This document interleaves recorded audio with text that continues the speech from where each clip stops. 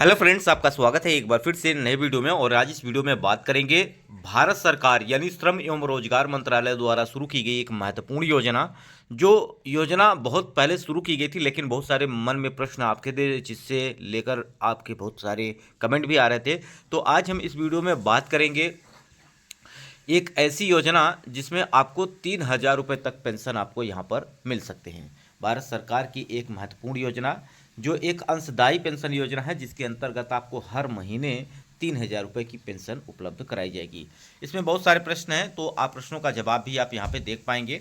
देखिए, पहला ही प्रश्न आपके सामने आ रहा है कि PMSYM के अक्सर पूछे जाने वाले प्रश्न जो हैं वो आप यहाँ पे देख सकते हैं। प्रधानमंत्री श्रम योगी मानधन योजना क्या है? यह जो कि एक पेंशन योजना है, जो कि खास तौर पर यहाँ पे देख पा रहे होंगे, प्रधानमंत्री श्रम योगी मानधन असंगठित क्षेत्र के श्रमिकों के लिए स्वैच्छिक एवं अंशदायी पेंशन योजना है, जिसमें इसकी प्रवेश आयु जो है वो 18 से 40 वर्ष तक है तथा मासिक आय इसमें 15,000 रुपये से कम होनी चाहिए अगर आप इस योजना का लाभ लेना चाहते हैं। ये रही योजना के बारे में, लेकिन आप लाभ के बारे में देख सकते हैं। इसमें लाभ कौन कौन उठा सकता है?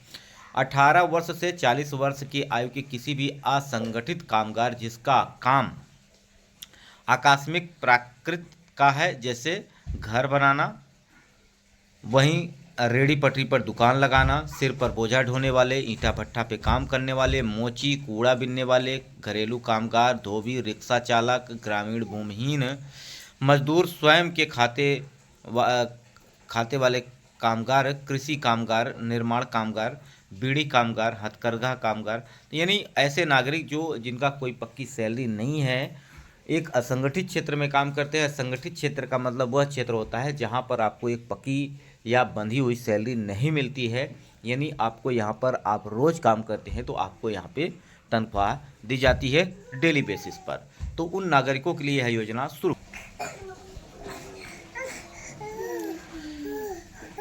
इस पेंशन योजना का लाभ क्या है आप यहाँ पे देख सकते हैं। कोई भी असंगठित क्षेत्र में कामगार इस योजना का सदस्य बन सकता है जो 60 वर्ष की आयु तक नियमित अंशदान करता है, तो उसे न्यूनतम 3,000 रुपये की पेंशन मिलेगी। वहीं अगर बात की जाए इस पेंशन की, तो यहाँ पर ये बात की गई न्यूनतम की, यानी यह पेंशन और आगे और ज़्यादा भी मिल सकती है, बशर्ते कम से कम आपको 3,000 रुपये तो मिलेगी ही मिलेगी। ठीक है। और इसके अलावा अगर बात की जाए, अगर जो पॉलिसी धारक है अगर उसकी मृत्यु हो जाती है तो उस दौरान उसके परिवार को, यानी पति या पत्नी में से जो भी रहता है, उसे मासिक पेंशन लगातार मिलती रहेगी, और वो भी 50%। और आपके मन में ये प्रश्न होगा कि अगर कोई भी ना रहे तो क्या होगा, तो उसका भी इसमें जवाब दिया गया है। बशर्ते अभी आप देख सकते हैं लाभार्थी की उम्र कितनी होनी चाहिए, 18 से 40 वर्ष के बीच में होनी चाहिए, तो आप इस योजना का लाभ ले पाएंगे। और यह लाभ जो मिलेगा आपको 60 वर्ष की आयु के बाद यहाँ पर आपको पेंशन जो कि मिलना शुरू हो जाएगा। इस योजना के लिए अंतर्गत कितनी पेंशन मिलेगी, तो वो आपको बता दें, न्यूनतम 3,000 रुपये दी जाएगी। 60 वर्ष के बाद यह मिलना शुरू हो जाएगी।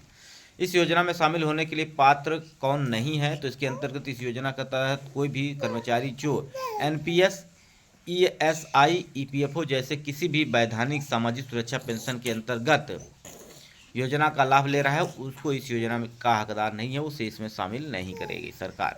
यानी जिसका NPS कट रहा है या ESI कट रहा है, या वैसा नागरिक जिनका EPFO में अंशदान हो रहा है, उनको इस योजनाओं का लाभ नहीं मिलेगा। ठीक है। आगे की बात कर जाए, क्या मुझे अपनी जन्मतिथि और आय का प्रमाण पत्र देना होगा? आयु या आय का कोई प्रमाण पत्र देना नहीं होगा। स्व प्रमाणन आधार संख्या प्रदान करना होगा, और उसके आधार पर ही आपको इस योजना का लाभ मिलना शुरू हो जाएगा और आप यहाँ पे लाभ ले पाएंगे। ठीक है।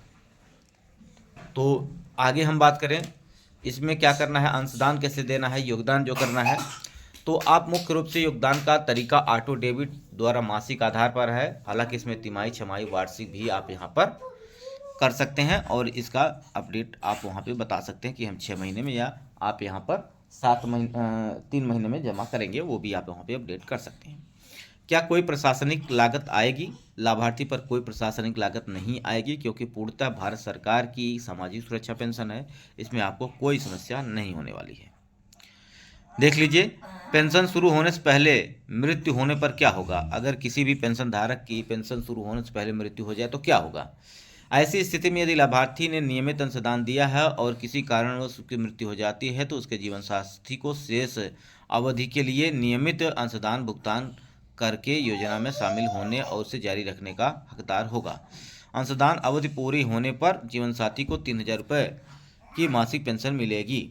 वैकल्पिक रूप से यदि जीवन साथी चाहे तो सदस्य के अंशदान की राशि बचत बैंक ब्याज के दर के बराबर ब्याज के साथ उसके नामांकित व्यक्ति को वापस भी कर दी जाएगी। ठीक है, तो जो जमा है वो ब्याज के सहित आपको वापस भी हो जाएगा। अगर पेंशन लेना चाहते हैं तो 3,000 रुपये की प्रतिमाह पेंशन भी यहाँ पर मिल जाएगी अगर किसी भी पॉलिसी धारक की मृत्यु हो जाती है तो। क्या प्रधानमंत्री श्रमयोगी मानधन सदस्य बनने के लिए कोई शैक्षणिक योग्यता है? नहीं, कोई शैक्षणिक योग्यता इसका नहीं है। क्या लाभार्थी की मृत्यु के बाद कोई नामांकन सुविधा उपलब्ध है? यदि पति पत्नी जीवित है तो मृत्यु की सूचना देने तथा मृत्यु प्रमाण पत्र प्रस्तुत करने पर वह स्वतः ही पारिवारिक पेंशन जो है वो लाभार्थी को दी जाएगी। तो देख सकते हैं इसमें बहुत सारे प्रश्न हैं जो आप यहाँ पर देख सकते हैं, क्योंकि भारत सरकार की एक महत्वपूर्ण योजना है।